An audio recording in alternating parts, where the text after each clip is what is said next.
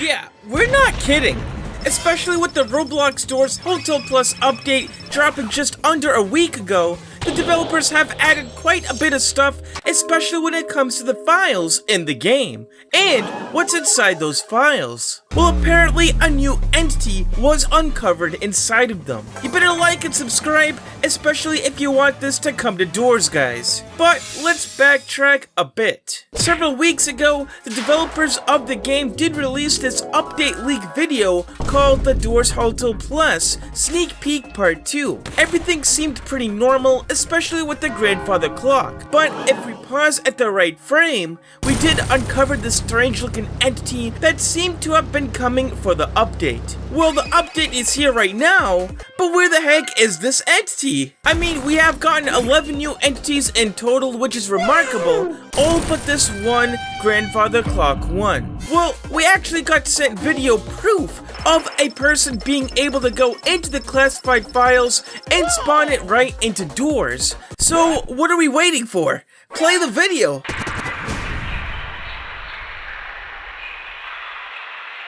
Whoa, that's actually interesting. Now apparently the sorcerer does say that this new entity is labeled as Dread deep within the game's files and along with its unique sound effect. At the moment, Dread only works as an anti-cheater entity, pretty similar to how Ambush was able to instantly kill and disconnect hackers from matches. This one instead just stands right in front of you and prevents you from moving forward. Now obviously this entity was meant to be paired with all the grandfather clocks within the hotel, and if one decided to go off, this entity would make its rounds and attack the players. Of course, it's unknown why the developers haven't added the entity into the game as of yet. They are probably still testing out the clock mechanics in order for the system to work properly and without any bugs, but it is cool to finally be able to meet another new entity in the new update. The sorcerer also sent me yet another clip